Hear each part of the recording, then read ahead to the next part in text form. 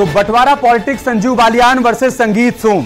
बालियान ने जहां पश्चिमी यूपी के बंटवारे की मांग की है, तो वहीं संगीत सोम ने बालियान की मांग को सिरे से खारिज कर दिया है। केंद्रीय मंत्री संजीव बालियान की अलग राज्य की मांग है। बालियान की पश्चिमी यूपी को अलग राज्य बनाने की मांग है। बालियान का कहना है कि पश्चिमी यूपी अलग राज्य बने और मेरठ उसकी राजधानी बने। अलग राज्य बनने से इलाके में तरक्की होगी। बीजेपी के पूर्व विधायक संगीत सोम ने केंद्रीय राज्य मंत्री संजीव बालियान की मांग का कड़ा विरोध किया है। संगीत सोम ने पश्चिमी यूपी राज्य की बात को सिरे से नकार दिया है। सोम का कहना है कि पश्चिमी यूपी का मतलब है मिनी पाकिस्तान बनना और नए राज्य में हिंदू अल्पसंख्यक बनकर रह जाएंगे। इसी पर शुरू करेंगे डिबेट, लेकिन सबसे पहले देखते हैं एक रिपोर्ट।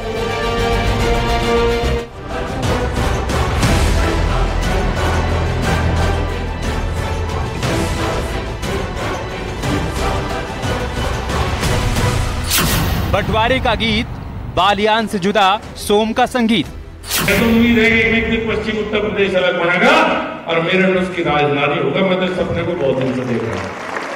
इस बात को कहते हुए ज्यादातर लोग डरते हैं, चाहे वो किसी भी पार्टी का हो, पर मैं थोड़ा कम डरूंगा। पश्चिमी यूपी बटेगा, मिनी पाकिस्तान बनेगा। पश्चिमी उत्तर प्रदेश बनाने से पहले हमें सोचना तो चाहिए कि हम क्या बोल रहे हैं। पश्चिमी उत्तर प्रदेश बनने का मतलब है मिनी पाकिस्तान बनना। एक वर्ग की आबादी इतनी बढ़ती जा रही है कि आप सोच नहीं सकते। कितनी नगर पंचायत है, कितनी नगर पालिका में 70 से 80% है। आप यहाँ क्या ये चाहते हैं कि हिंदू माइनॉरिटी में रहे। 24 की डगर, पश्चिमी यूपी पर सबकी नजर। अलग अलग लोगों के जो है अलग अलग डिमांड है, वो उनकी सोच है, उनका विचार है। प्रदेश बड़ा है तो प्रदेश में बंटवारा, हम भी उसके पक्षधर हैं कि प्रदेश बड़ा प्रदेश है, उसको 4 भागों में बांट दिया जाना चाहिए। पश्चिमी यूपी की लड़ाई, पाकिस्तान की दुहाई। भारतीय जनता पार्टी ने अपने सांसदों का एक आंतरिक सर्वे कराया है, जिसमें संजीव बालियान का काम वो औसत दर्जे का है। इसलिए संजीव बालियान इस तरीके के बयान देके अपने टिकट बचाने का प्रयास मात्र कर रहे हैं। जहां तक संगीत सोम के बयान का सवाल है, वो अभी चुनाव हुए जिसमें वो अतुल प्रधान समाजवादी पार्टी के विधायक से चुनाव हारे हैं, इसलिए उनका मानसिक संतुलन ठीक नहीं है, इसलिए वो हिंदुस्तान में पाकिस्तान ढूंढ रहे हैं। बंटवारा पॉलिटिक्स, संजीव बालियान वर्सेस संगीत सोम।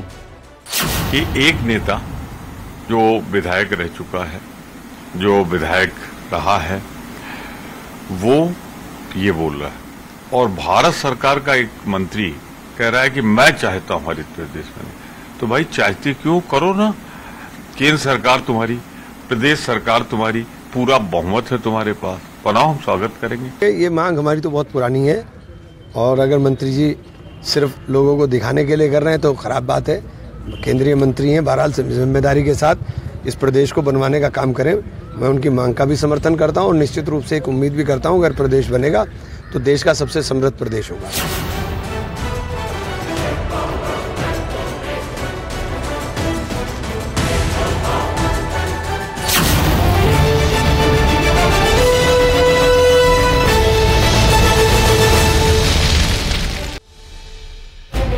और महाबहस की शुरुआत करें उससे पहले आपको बता देते हैं कि किन सवालों के इर्द गिर्द आज हम बहस को रखने वाले हैं। हमारे पहले राउंड का सवाल क्या होगा, सबसे पहले आप वो देख लीजिए। हमारे पहले राउंड का सवाल होगा, बंटवारे का गीत, बालियान से जुदा सोम का संगीत। मतलब बालियान के सुर अलग हैं और सोम के सुर यहां पर अलग सुनाई पड़ रहे हैं। हमारे दूसरे राउंड का सवाल क्या होगा वो भी आप देख लीजिए। हमारे दूसरे राउंड का सवाल होगा, पश्चिमी यूपी बटेगा, मिनी पाकिस्तान बनेगा। क्या ऐसी तस्वीर बन जाएगी क्या? इस पर भी जवाब की तलाश करेंगे। हमारे तीसरे राउंड का सवाल क्या है वो भी आप देख लीजिए। हमारे तीसरे राउंड का सवाल है कि संजीव बालियान वर्सेस संगीत सोम, क्या बीजेपी के भीतर ही दो सुर सुनाई पड़ रहे हैं और एक नई लड़ाई यहां पर शुरू हो गई है क्या? इन्हीं तमाम सवालों के इर्द गिर्द हम चर्चा को आगे बढ़ाएंगे। सबसे पहले मेहमानों का परिचय आपसे करवा देते हैं। रमाकांत मिश्रा हमारे साथ जुड़ चुके हैं, आप प्रवक्ता हैं भारतीय जनता पार्टी के। थोड़ी देर में अनुराग भदौरिया भी हमारे साथ जुड़ेंगे, आप समाजवादी पार्टी के प्रवक्ता हैं। अनिल दुबे हमारे साथ जुड़ चुके हैं, आप प्रवक्ता हैं आरएलडी के। एचएस रावत साहब हमारे साथ जुड़ चुके हैं, आप हिंदू धर्मगुरु हैं। और बहुत संभव है कि थोड़ी देर में हमारे साथ फाजिल अहमद भी जुड़े, आप मुस्लिम स्कॉलर हैं। रमाकांत मिश्रा जी, मैं शुरुआत आपसे कर रहा हूं। बालियान के साथ हैं तो ये बताइए कि क्या ऐसा हो रहा है कि एक नए प्रदेश का गठन कर रहे हैं आप उत्तर प्रदेश में, या उत्तर प्रदेश को 4 हिस्सों में बांट रहे हैं, सरकार इस दिशा में आगे बढ़ रही है? और अगर बालियान के साथ नहीं है, संगीत सोम के साथ हैं, तो यह समझाइए कि कैसे एक नया प्रदेश बनने से वो प्रदेश पाकिस्तान बन जाएगा, मिनी पाकिस्तान बन जाएगा। देखिए अमित जी, यहाँ पर हम बंटवारे की बात न करें, बंटवारे शब्द का प्रयोग न करके हम अगर पुनर्गठन की अगर शब्द का अगर प्रयोग करें वो बेहतर हो। हमने देखा है जो पहले भी जो है सो राज्यों के पुनर्गठन हुए हैं, ऐसा नहीं है जो कि ये पहली बार हुई है और पहली बार ऐसी बातें हुई है। इससे पहले भी जो हमारे बहुजन समाज पार्टी का जब उनकी सरकार थी समय में भी ये मांग उठी हुई थी, तो ये समय समय पर उठता आया है। हमने देखा बिहार के भी पुनर्गठन हुए, हमने देखा उत्तर प्रदेश के भी पुनर्गठन हुआ जब जिस समय में उत्तराखंड अलग राज्य बना था। तो उनका जो संदर्भ है, जहां तक संजीव बालियान जी का संदर्भ है, वो वही कहना चाहते हैं जो कि अगर हम देखते हैं पश्चिम उत्तर प्रदेश में अगर किसी हाईकोर्ट का अगर कोई काम होता है तो यहाँ से 750 किलोमीटर इलाहाबाद जाना पड़ता है किसी एक व्यक्ति।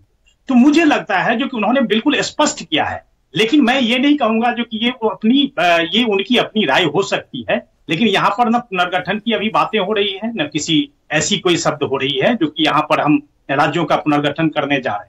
लेकिन अपनी राय हो सकती है, जनप्रतिनिधि है, निश्चित तौर पर अपना पक्ष रखने का सबको अधिकार है। हमने देखा है जो कि आगे जैसे संगीत सोम जी ने भी कहा है, यहाँ पर उनकी अपनी चिंता हो सकती है, उनकी अपनी चिंता हो सकती है, उनकी अपनी राय हो सकती है। लेकिन मुझे लगता है जो कि कम से कम अभी इस तरह के पुनर्गठन या किसी तरह के शब्द का ऐसा कोई अभी मुझे नहीं लगता जो कि किसी चीज की जरूरत है, क्योंकि पश्चिमी उत्तर प्रदेश हो, चाहे पूर्वांचल हो, चाहे कहीं उत्तरांचल हो, कहीं पे भी।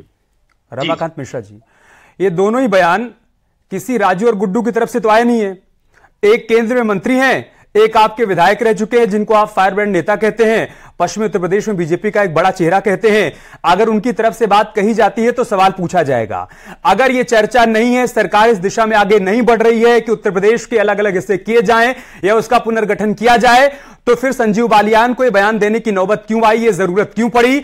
और अगर ऐसा नहीं हो रहा है तो फिर संगीत सोम ये बात क्यों कह रहे हैं कि एक मिनी पाकिस्तान बन जाएगा? क्या चुनावी बेला से पहले यहां पर एक नई सियासत को जन्म दिया जा रहा है? क्या हिंदू मुसलमान की सियासत को और हवा दी जा रही है क्या?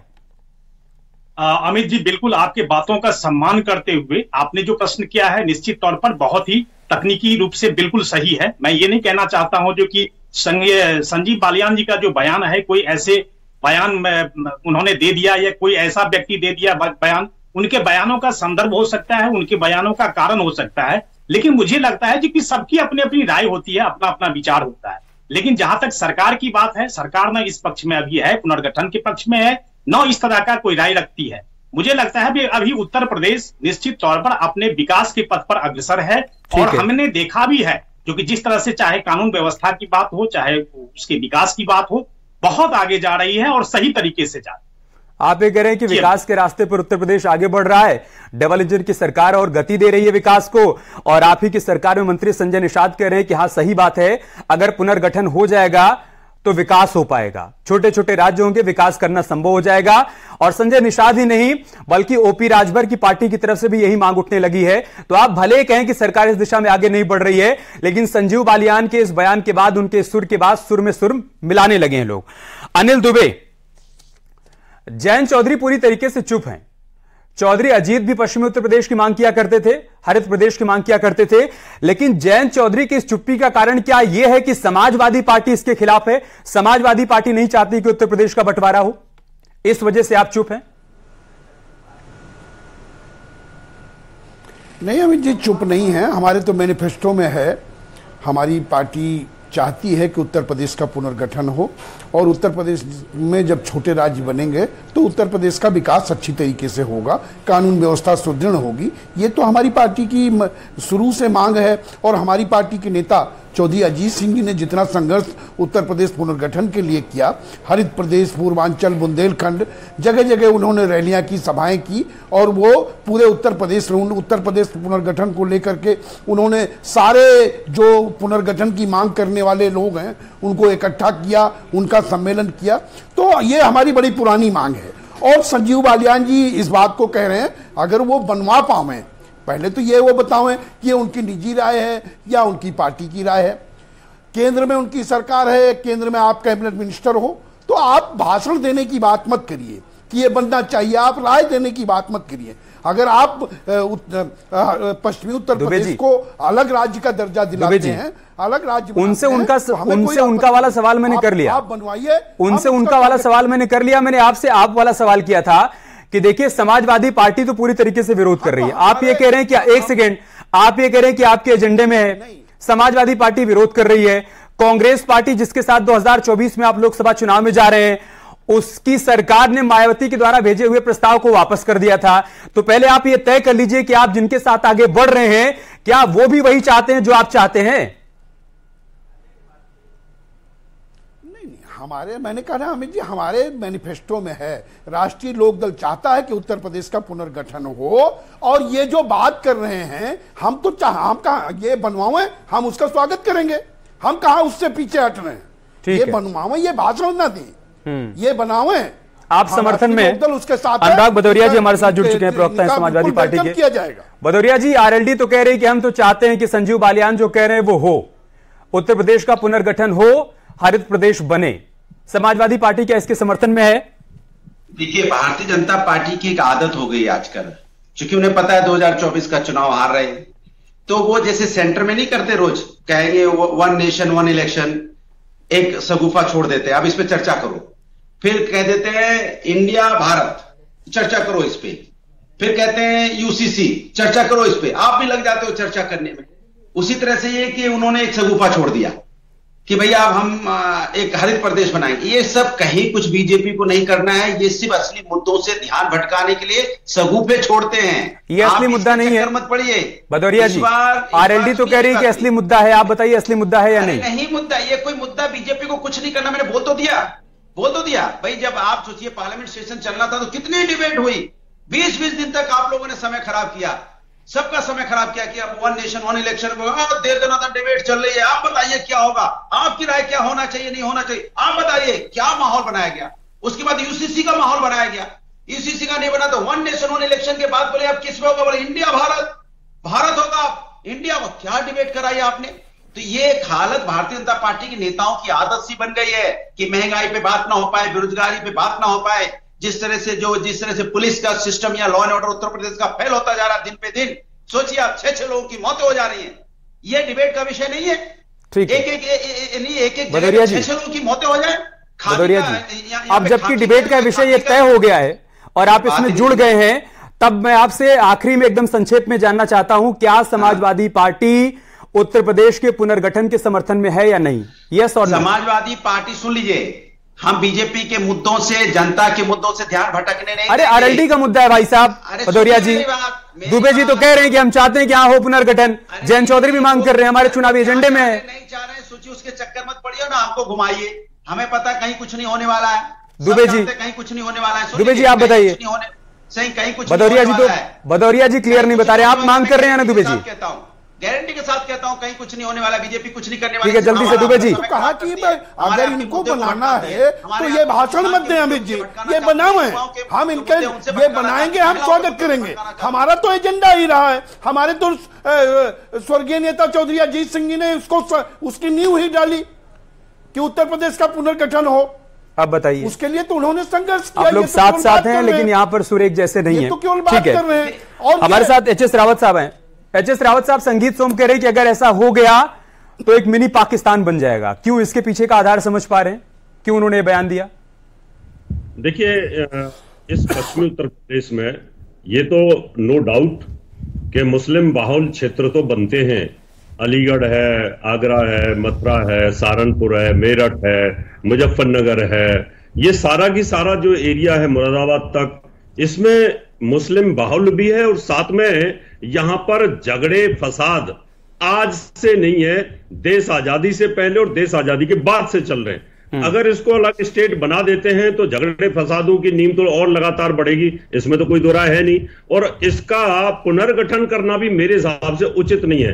पहले जमाने में उचित इसलिए हो सकता था कि उत्तर प्रदेश बहुत बड़ा था, उस समय ट्रांसपोर्ट की सुविधाएं नहीं थी, उस समय हवाई जहाज की सुविधाएं नहीं थी, उस समय इतना मोबिलिटी नहीं थी। आज की डेट में तो बहुत फास्ट सर्विस, इसलिए आज देश डेवलप हो रहा है, आज ट्रांसपोर्ट भी डेवलप हुआ है। उत्तर प्रदेश अब भी बहुत बड़ा है, उत्तर प्रदेश अब भी बहुत बड़ा है, 25 करोड़ की आबादी है। सहारनपुर से अगर सोनभद्र तक आपको जाना है तो 1100-1200 किलोमीटर की दूरी आपको तय करनी होगी। और रही बात यह कि आप कह रहे हैं कि मोबिलिटी बढ़ गई है, तो फिर तो तेलंगाना को भी नहीं बनना चाहिए था। अमेरिका के अंदर, अमित जी, अमेरिका के अंदर बहुत बड़े बड़े राज्य हैं, लेकिन वो बट नहीं रहे। वहां भी डेवलपमेंट है। ऑस्ट्रेलिया के अंदर बहुत बड़े बड़े राज्य हैं, वहां भी डेवलपमेंट है। आज विल पावर होनी चाहिए। अगर ये इनकी विल पावर मजबूत हो तो आप एक देश का प्रधानमंत्री देश को ऊंचाइयों को छू सकता है। अगर आपकी विल पावर नहीं है तो छोटे से छोटा राज्य बना लीजिए, वहां पर भी डेवलपमेंट नहीं होगा। पंजाब ठीक है, लेकिन कौन सा डेवलपमेंट हो रहा है वहां पर? वहां पर मुख्यमंत्री की विल पावर नहीं है। तो जिस आदमी की विल पावर होगी वो बड़े से बड़े राज्य को भी डेवलप कर सकता है। इसलिए ये जो मुद्दा उठाया जा रहा है, इसलिए उठाया जा रहा है कि लोक दल का अपना अस्तित्व उत्तर प्रदेश में खत्म हो गया था आरएलडी का। अभी इसलिए अजीत सिंह ने मुद्दा उठाया कि उत्तर प्रदेश में उसका होल्ड है। लोक दल ने नहीं उठाया भाई, ये बीजेपी के दो नेता, एक तो केंद्रीय राज्य मंत्री उनकी तरफ से उठाया गया है, दूसरा संगीत सोम, ये बीजेपी की तरफ से कहा गया है, आरएलडी की तरफ से नहीं कहा गया। वो कह रहे हैं कि हमारे एजेंडे में। ठीक है, फाजिल अहमद हमारे साथ जुड़ चुके हैं। फाजिल अहमद, जब मैं संगीत सोम के बयान के रेफरेंस में रिसर्च कर रहा था तो मैंने देखा कि मुरादाबाद जिले में 50.8% आबादी है मुसलमानों की। रामपुर, एक सेकंड, भारतीय जनता पार्टी की नेताओं की आदत है, आप उनके चक्कर मत पड़िए। ये लोग सिर्फ भदौरिया जी डिबेट कर रहे हैं ना, उसको आगे बढ़ने दीजिए। नहीं करते तो अलग बात थी ना, अभी तो डिबेट कर रहे हैं ना। फाजिल अहमद पार्टी के कुछ नेता हैं। ठीक है भदौरिया जी, मैं आऊंगा आपके पास, मैं आऊंगा आपके पास। फाजिल अहमद को एक बार डिबेट में शामिल कर लूं, उसके बाद मैं आपके पास आऊंगा। अनुरोध कर रहा हूं आपसे, आप शांत रहिए थोड़ी देर। एक सेकंड भदौरिया जी, आप बोल रहे थे मैंने सब कुछ चुप कराए रखा ना, अब मैं सवाल कर रहा हूं, सुनने तो दीजिए। मैं आपसे रिक्वेस्ट कर रहा हूं भदौरिया जी, मैं आपको बता रहा हूं नफरत की राजनीति तो कोई नहीं है। इसीलिए मैं आपसे कह रहा हूं, मोहब्बत से आपसे कह रहा हूं, नफरत से थोड़ी ना कह रहा हूं भदौरिया जी, मोहब्बत से कह रहा हूं। भदौरिया जी मोहब्बत से कह रहा हूं, प्लीज शांत हो जाइए। भदौरिया जी मोहब्बत से कह रहा हूं, प्लीज शांत हो जाइए। फाजिल अहमद साहब, मुरादाबाद में 50.8% आबादी है मुसलमानों की, रामपुर जिले में 50.6% है, बिजनौर में 43.0% है, सहारनपुर में 42% है, मुजफ्फरनगर में 41% है, अमरोहा में 40% है, बरेली में 34% है, मेरठ में 34% है। अगर ओवरऑल बात करें तो तकरीबन 30% के आसपास आबादी है। संगीत सोम इसलिए कह रहे हैं कि अगर ऐसा हो जाएगा तो मिनी पाकिस्तान बन जाएगा। देखिए, अल्पसंख्यक होना इस देश में कितना गुनाह है कि अल्पसंख्यक का नाम आते ही ये लोग डर जाते हैं कि हम अल्पसंख्यक हो जाएंगे। ये बहुत सही कहा रावत साहब ने कहा कि पश्चिमी उत्तर प्रदेश अपराधियों माफियाओं की धरती है। इसका जीता जाता उदाहरण है और सरकार से बराबर उनको सहायता मिलती है। इसी पश्चिमी उत्तर प्रदेश में इंस्पेक्टर सुबोध, हमारे देश का एक इंस्पेक्टर वर्दीधारी जो हमारा सेवक है इस देश का, इंस्पेक्टर सुबोध के राजनीतिक गुंडों ने जाकर के हत्या कर दी, सरेआम हत्या कर दी और भाजपा के मंत्री उनको माला पहनाने गए। निश्चित रूप से यह इलाका पूरी तरह से अपराधियों से भरा पड़ा है और सरकार की सौ पर अपराध होते हैं। ये कहीं बिल्कुल रावत साहब की बात से मैं सहमत हूं कि ऐसे अपराधियों पर नकेल नहीं कसती है सरकार। इंस्पेक्टर सुबोध जैसे हमारे महान इंस्पेक्टर को, जो हमारा न्यायप्रिय अफसर था, उसको जान गंवानी पड़ी इन अपराधियों के सामने और सत्ताधारी के मंत्री उस हत्यारों को जाकर के जेल में माला पहना रहे, उनका मान मंडित कर रहे, उनको चुनाव लड़वा रहे। ये है पश्चिमी उत्तर प्रदेश की सच्चाई। रावत साहब ने बहुत सही बात कही कि अपराधियों की धरती होगा ये पश्चिमी उत्तर प्रदेश। ठीक है, इमरान मसूद कह रहे हैं कि अगर ऐसा हो जाएगा तो हरित प्रदेश उत्तर प्रदेश का ही नहीं समूचे देश का नंबर 1 राज्य बन जाएगा। क्या आप सहमत हैं इस बात के साथ कि अगर हरित प्रदेश बन जाएगा, पुनर्गठन हो जाएगा, तो फिर नंबर 1 राज्य बन जाएगा हरित प्रदेश? फाजिल अहमद जल्दी से। मायावती जी की सरकार में उत्तर प्रदेश से प्रस्ताव पास करके दिल्ली आ चुका है। 9 साल की सरकार चली गई, केंद्र की 10 साल की सरकार चली गई, उत्तर प्रदेश में 6-7 साल हो गया। कुछ नहीं करना है, अगले सत्र में लाए और 3 हिस्से में बांट दे प्रदेश को। ऑलरेडी उत्तर प्रदेश सरकार के द्वारा मायावती जी की सरकार में प्रस्ताव पास करके उसी समय केंद्र को भेजा जा चुका है, लेकिन केंद्र में कभी भी आज तक उनके 10 साल पूरे होने जा रहे हैं, लेकिन उन्होंने कभी भी इस पर गंभीरता से विचार नहीं किया। ठीक है, और अभी भी संगीत सोम चाहे तो सत्र शुरू होने वाला है, उसमें पास करा के 3 स्टेट में बदल दे। ठीक है, मैं भदौरिया जी आपके पास आऊंगा, उससे पहले रमाकांत मिश्रा जी, जब ये बातें बालियान की तरफ से कही गई तो उसी में उन्होंने एक तर्क ये भी दिया कि भाई साहब लाहौर हाईकोर्ट हमसे 427 किलोमीटर की दूरी पर है और इलाहाबाद हाईकोर्ट हमसे 720 किलोमीटर की दूरी पर है। अगर किसी को सचिवालय जाना है, लखनऊ तक की दूरी तय करनी है तो बहुत दूर है उसके लिए, किसी को हाईकोर्ट जाना है तो उसे इलाहाबाद तक जाने में बहुत समय लग जाएगा, मतलब उसको न्याय में देरी होगी। तो उनका यह तर्क है कि इस वजह से होना चाहिए कि पश्चिमी उत्तर प्रदेश का गठन होना चाहिए और मेरठ को वहां की राजधानी बनाया जाना चाहिए। अब सवाल यह खड़ा हो रहा है, जो बात फाजिल अहमद कर रहे हैं और नाग भदौरिया की तरफ से भी कही जा रही है, कि अगर आपको करना ही था तो 9 बरस से आप केंद्र की सत्ता में हैं और 6 बरस यहां हो गए उत्तर प्रदेश में आपकी सरकार चलते हुए, अब तक क्यों नहीं कर दिया? अमित जी, मैं एक चीज यहां पर जरूर कहना चाहूंगा, मैं शुरुआत यहीं से करना चाहूंगा, क्योंकि जब हमने धारा 370 हटाई तो क्या 2014 में सरकार आया था उसी समय में हटा दी थी क्या, या 5 साल के बाद हटाई थी? तो हर एक चीज का एक प्रोसेस होता है, ये कोई तर्क नहीं हुआ जो कि आप ये कहेंगे जो कि नहीं 370 आप 2014 में आते ही क्यों नहीं हटा दिया आपने ट्रिपल तलाक जो है 2014 में ही क्यों नहीं लागू कर दिया आपने? ये जो बातें हैं ये तर्कहीन बातें हैं, पहली बात। दूसरी बात, आपको एक चीज जरूर मैं कहूंगा, जो तकनीकी रूप से ये जरूर है, जो कि जब आप इतना बड़ा स्टेट है, 25 करोड़ की आबादी है, जब आप उसको छोटा करेंगे, यूनिट जब छोटी होती है तो निश्चित तौर पर विकास की संभावनाएं और होती है, लेकिन विकास की संभावनाएं या जो पुनर्गठन की बात होती है वो तब होती है जब आप प्रदेश को आप विकास के पथ पर नहीं ले जाते हैं। जैसे हमने देखा है 2017 से पहले क्या उत्तर प्रदेश की हालत थी, बीमारू प्रदेश कहा जाता था। हमने 17वीं अर्थव्यवस्था थी 2017 से पहले उत्तर प्रदेश का, आज कितने स्थिति पर हम आ गए हैं वो हम लोगों ने सबने देखा है और देख ही रहे। तो मुझे लगता है जो पुनर्गठन, तो आप अमित शुक्ला को क्यों समझा रही है बात? आप संजीव बालियान को समझाइए, उनको कहिए कि अलग राज्य बनाने की कोई जरूरत नहीं है। अगर योगी जी विकास कर रहे हैं तो समूचे उत्तर प्रदेश का कर रहे हैं, तो फिर आप अलग राज्य की मांग कर रहे हैं। ये आप संजीव बालियान को समझाइए ना। अमित जी, मैं उसी विषय पे आ रहा हूं, ठीक है, मैं यही चीज कहना चाहता हूं। एक तो तकनीकी रूप से ये चीज, लेकिन मैंने क्या कहा आपको, जो कि जहां तक पुनर्गठन की बात है ऐसा कोई विचार नहीं है। मैंने पहले भी कहा है अपने वक्तव्य में, जो कि ये विचार अपनी अपनी हो सकती है। फिर तो आप भदौरिया जी को सही साबित कर रहे हैं ना। वो ये कह रहे हैं कि आप कुल मिलाकर चुनावी बेला में चाहते हैं कि अलग अलग मुद्दों पर बातें होती रहे, सही मुद्दे पर, असल मुद्दे पर बातचीत ना हो। भदौरिया जी, देखिए, जो मैं कह रहा था वही भारतीय जनता पार्टी के प्रवक्ता भी कहने लगे। अब मैं आपसे कह रहा हूं कि जो नेता ये बात कर रहे हैं ना, एक तो चुनाव हार चुके हैं, दूसरे चुनाव हारने वाले हैं। अब जो चुनाव हारने वाले हार चुके हैं, अब ये क्या करें? ये जनता की बात तो कर ही नहीं सकते, जनता के मुद्दों पे भी चर्चा नहीं कर सकते, तो अपनी बात को किस तरह से हमें सुसुरिया छोड़ दें। जैसे हमने आपको बताया कि केंद्र के लोग सुसुरिया छोड़ते रहते हैं, माने जनता के जो मुद्दे हैं, माने किसान की जो यहाँ पे गन्ना पेमेंट है वो उस पर सवाल उठाया जाएगा तो उस पर जवाब ना मिले तो इस मुद्दे में उलझा दो। अरे किसान को पहले गन्ना, जो किसान उसकी पेमेंट तो करा दो, गन्ना पेमेंट जो बकाया है, किसान की सिंचाई की जो परेशानी है उनसे तो दूर करवाओ ना। बिजली उनको समय से दिलवाओ, उनको खाद समय से दिलवाओ, जिससे उनको एमएसपी की गारंटी दिलवाओ, जो उनको एमएसपी की गारंटी मिल पाए। वो सब तो आप कर नहीं रहे हो। अमित जी, हमने हमेशा से ही, चाहे वो किसान को, किसान की समस्याएं हो, हमने प्राथमिकता दी है। जो हमने किसान की समस्याओं को भी प्राथमिकता दी है, चाहे वो एमएसपी का हो, चाहे भुगतान के। ठीक है, रमाकांत जी और अनुराग भदौरिया जी को लाइए। बात करती है नहीं, मैं हमेशा से ही, मैंने एक चीज कहा है जो कि हमने हमेशा से ही किसान की प्राथमिकता को सुनिश्चित किया है, और इसमें कहीं कोई दो मत नहीं, चाहे वो भुगतान की बात हो, चाहे आप देखेंगे एमएसपी बढ़ाने की बात हो, हमने हमेशा से सुनिश्चित किया है। लेकिन आप अगर देखिए, कहीं ना कहीं आप रेफरेंस तो लेंगे, लेकिन 2017 से पहले आप तुलना कर लें और अभी तक की तुलना कर लें, तो मुझे लगता है कि कैसे हमारे जो घर में जहां तक अनुराग जी की बात है, अनुराग जी के नहीं, उत्तर प्रदेश कैसे विकास के रास्ते पे जाए, वस्तु से हटने वाले कभी नहीं, और न अभी हटे।